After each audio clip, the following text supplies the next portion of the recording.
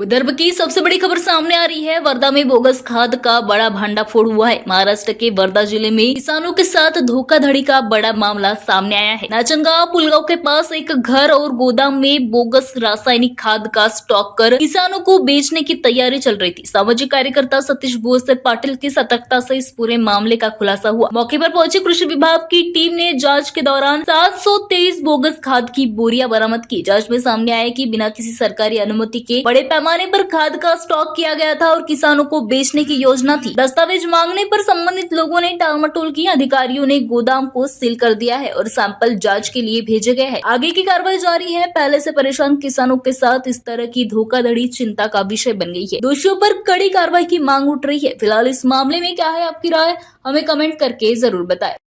आज जिल्हास्तरीय भरारी पथकामार्फत नाचनगाव येथील कृषी अधिकारी गृहनियंत्रण श्री MD पालवे यांच्या माहितीवरून आणि ते दक्ष राहिल्यामुळे या ठिकाणी 4 प्रकारचे खतं एका अनधिकृत गोडाऊनमध्ये साठवून ठेवल्याची प्राथमिक माहिती आम्हाला प्राप्त झाली। माहिती प्राप्त होताच आम्ही जिल्ह्यावरून या ठिकाणी आली, पाहणी केली।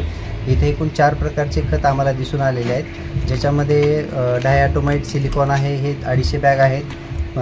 फॉस्फेट ऑर्गॅनिक मॅन्युअर हे 80 बॅग आहे। त्यानंतर फर्मेंटेड ऑर्गॅनिक मॅन्युअरच्या 15 बॅग आहेत आणि त्यासोबतच झाईम ग्रॅन्युअल्स म्हणून या ठिकाणी आहे, ॲग्रोझाईम।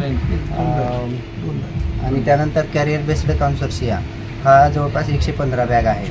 तर ह्या 4 बॅगांची तपासणी या ठिकाणी केलेली असून प्राथमिक दृष्ट्या असं दिसून आलेलं आहे की ह्या बॅगवर जे कंपोजिशन फर्टिलायझर कंट्रोल ऑर्डर 1985 नुसार पाहिजे त्याप्रमाणे ते छापलेलं दिसून येत नाही आहे।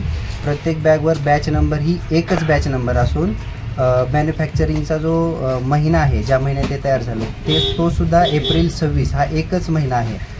एकंदरीतच ह्या 2-3 गोष्टी ज्या आहेत ह्या प्राथमिकदृष्ट्या संशयास्पदरित्या दिसून येत आहेत। बॅगवर छापलेला जो लायसन नंबर आहे त्या महाराष्ट्र TV 24 के लिए संतोष देशमुख की रिपोर्ट।